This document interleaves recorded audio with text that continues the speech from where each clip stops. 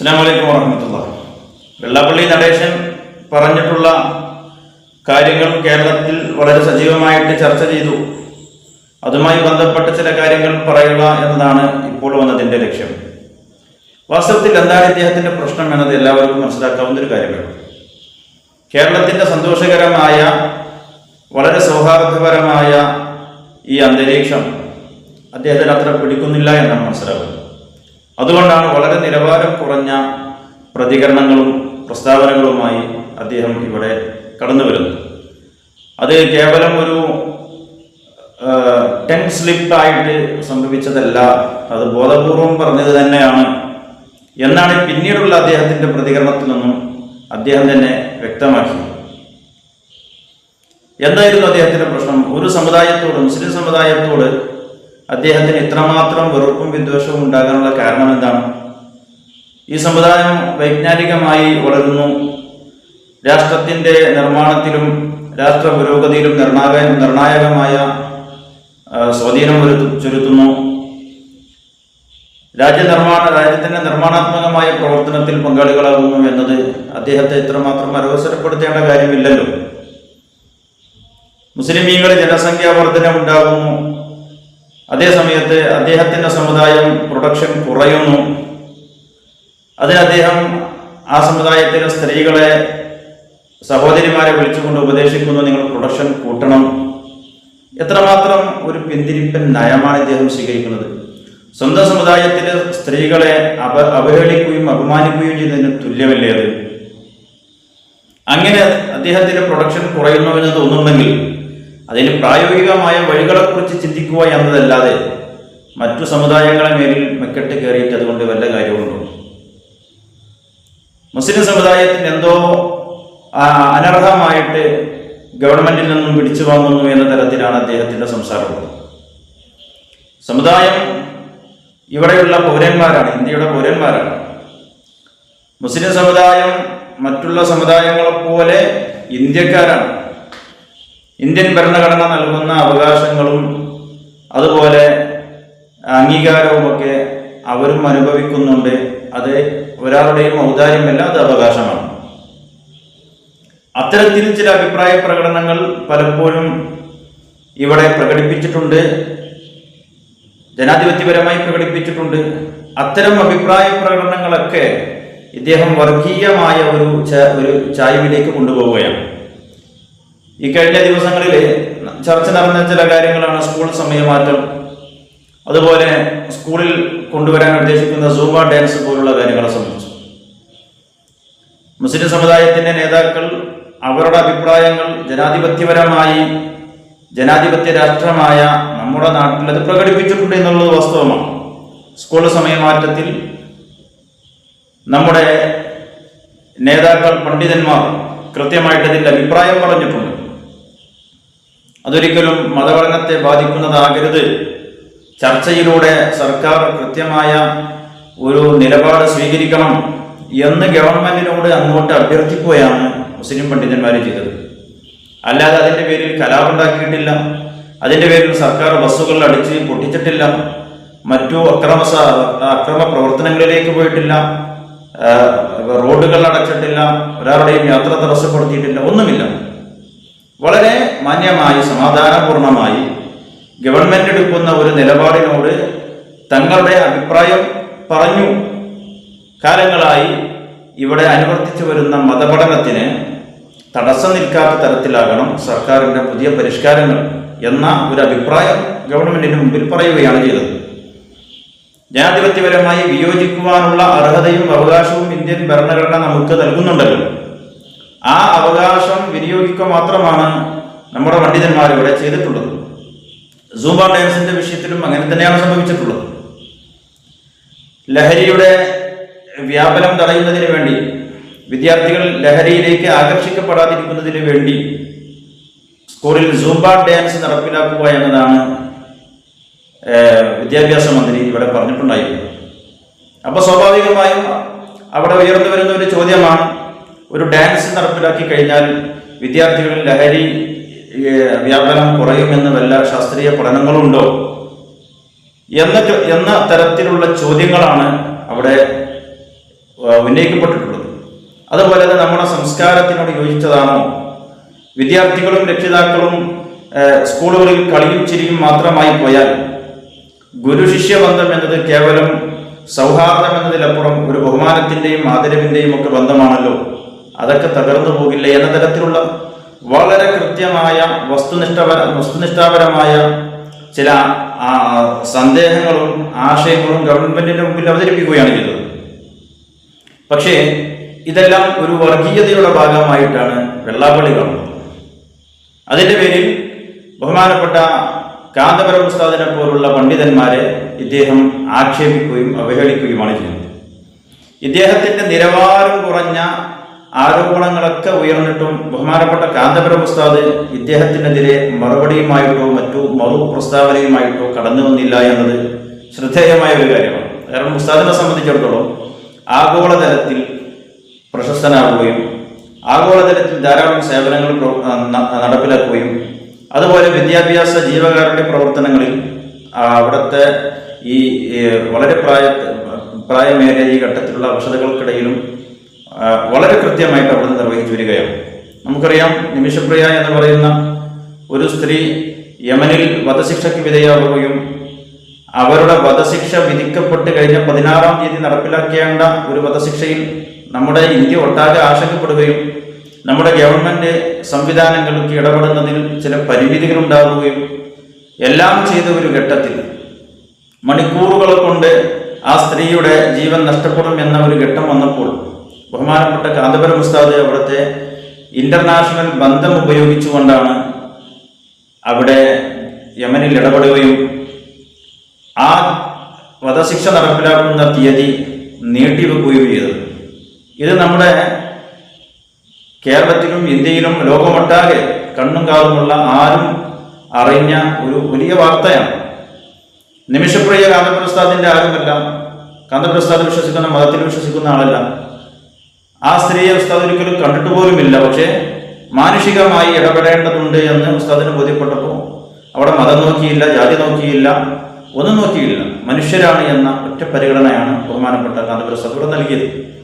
അതുപോലെ ഉസ്താദ് നടത്തുന്ന വിദ്യാഭ്യാസ ജീവകാരുണ്യ പ്രവർത്തനങ്ങളിലൊക്കെയും ഈ ഒരു വിശാലമായ നയം തന്നെയാണ് എപ്പോഴും സ്വീകരിച്ചിട്ടുള്ളത്.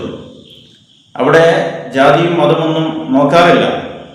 കാന്തപുരം ഉസ്താദ് നേതൃത്വം നൽകുന്ന വിദ്യാഭ്യാസ സ്ഥാപനങ്ങളിലും അങ്ങനെ തന്നെയാണ്. എല്ലാവർക്കും ഒന്ന് പഠിക്കുവാൻ, അതിൻ്റെ ഗുണഭോക്താക്കളായി മാറാൻ എല്ലാവർക്കും അവസരമുണ്ട്.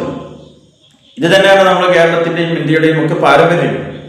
വളരെ സൗഹാർദ്ദത്തിലൂടെ, പരസ്പരമുള്ള സഹകരണത്തിലൂടെ, സഹവർത്തിത്വത്തിലൂടെ ജീവിച്ച് മുന്നോട്ട് പോയവരാണ് നമ്മുടെ മുൻഗാമികൾ. ഇന്ത്യ മഹാരാജ്യത്തിന്റെ സ്വാതന്ത്ര്യം നമുക്ക് നേടിയെടുക്കാൻ കഴിഞ്ഞതും ആ ഒരു സാഹോദര്യത്തിലൂടെയാണ്. ബ്രിട്ടീഷുകാർക്ക് മുമ്പിൽ ഏറ്റവും വലിയ വെല്ലുവിളി ഉയർത്തിയതും നമ്മുടെ ഇന്ത്യക്കാരുടെ മതസൗഹാർദ്ദ ബോധമാണ്.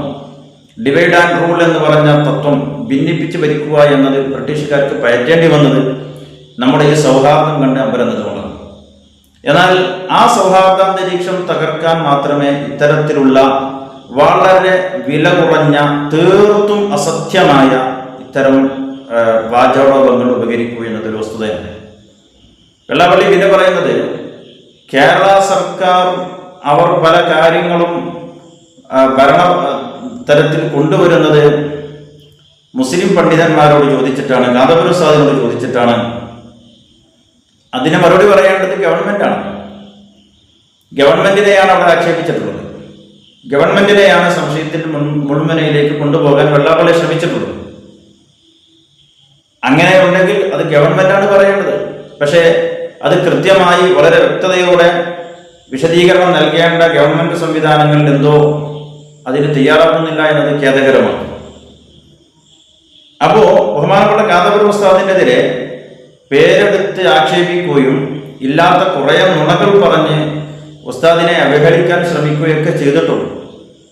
ബഹുമാനപ്പെട്ട കാന്തപുരം ഉസ്താദിന്റെ ഭാഗത്തു നിന്നോ, ഉസ്താദ് നേതൃത്വം നൽകുന്ന സമസ്ത കേരള ജമിയത്തുൽ ഉലമയുടെ ഭാഗത്തു നിന്നോ, മർകസ് സഖാവത്തി സുന്നിയുടെ ഭാഗത്തു നിന്നോ ഒന്നും വെള്ളാപ്പള്ളിയുടെ ഈ അപക്വമായ ഈ പ്രഖ്യാപനത്തിനെതിരെ, ഈ പ്രസ്താവനക്കെതിരെ, ഈ നിലപാടിനെതിരെ യാതൊന്നും പ്രതികരണമായി വന്നില്ല എന്നത് അദ്ദേഹത്തെ വീണ്ടും ചൊടിപ്പിക്കുകയാണ്. കാരണം അദ്ദേഹം ലക്ഷ്യമാക്കിയത് ഒരു പക്ഷേ ഇങ്ങനെ തീർത്തും വാസ്തവ വിരുദ്ധമായ കാര്യമാണെങ്കിലും പറഞ്ഞിട്ട് ഇവിടെ ഒരു തർക്കത്തിലേക്കും ഈ സൗഹാർദ്ദാന്തരീക്ഷത്തിൻ്റെ തകർച്ചയിലേക്കുമൊക്കെ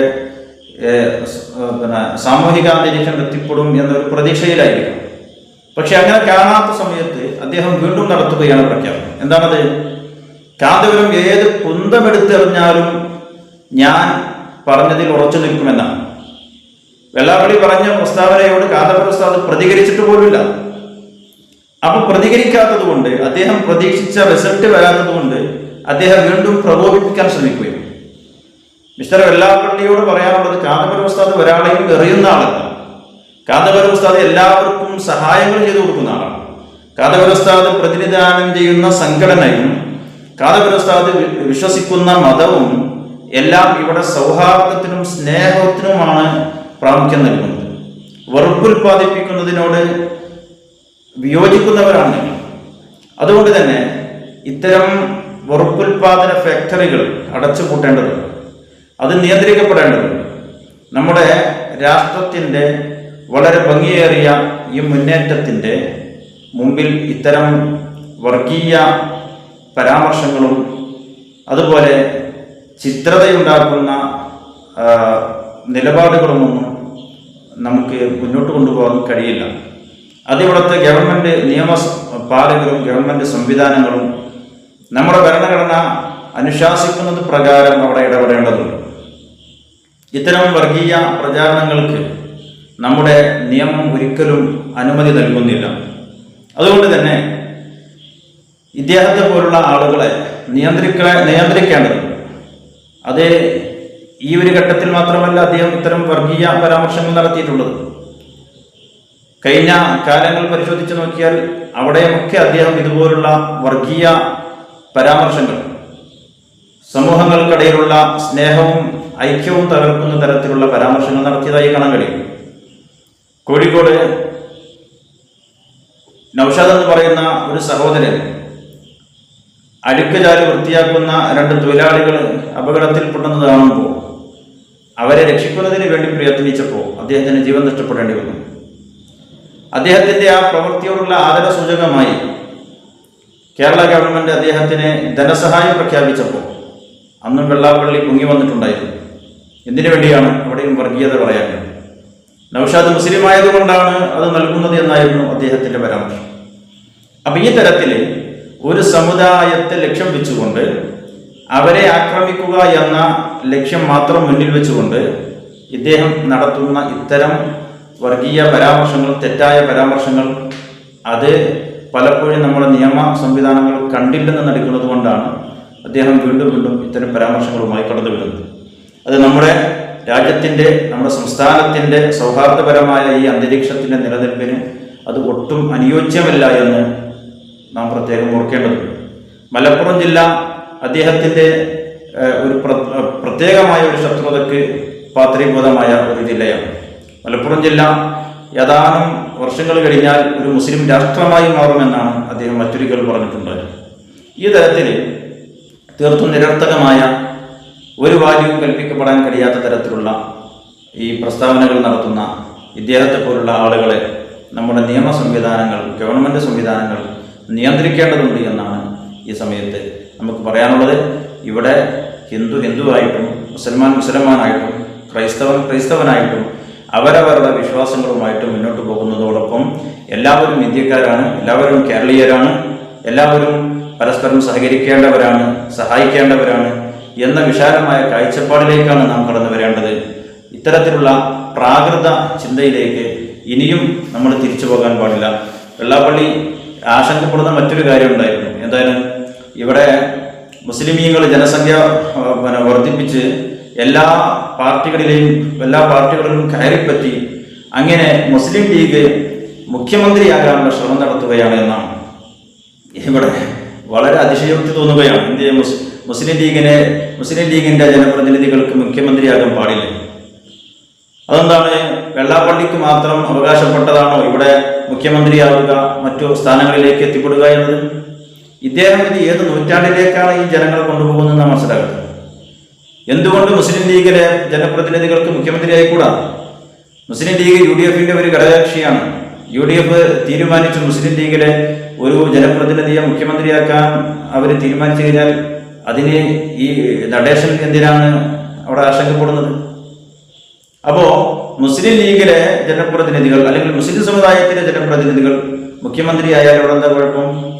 അപ്പോൾ ഉന്നതമായ സ്ഥാനത്തേക്ക് മുസ്ലിം സമുദായത്തിലെ അംഗങ്ങൾ പറ്റില്ല, അത് ഞങ്ങളെ പറ്റൂ എന്ന തരത്തിലുള്ള വംശീയതയും വർഗീയതയും ഇദ്ദേഹം ഇനിയും അത് പറയാനുള്ള സാഹചര്യം ഉണ്ടാക്കാൻ പാടില്ല. അത് നിയന്ത്രിക്കപ്പെടേണ്ടതുണ്ട് എന്ന് കൃത്യമായിട്ട് ഈ പുരോഗമന കാലത്ത് നാം ചിന്തിക്കേണ്ടതുണ്ട്. ഗവൺമെൻറ് സംവിധാനങ്ങൾ അത് നടപ്പിലാക്കേണ്ടതുണ്ട് എന്നാണ് എനിക്ക് അഭിപ്രായപ്പെടാനുള്ളത് എന്ന് പറഞ്ഞ് അവസാനിപ്പിക്കുകയാണ്.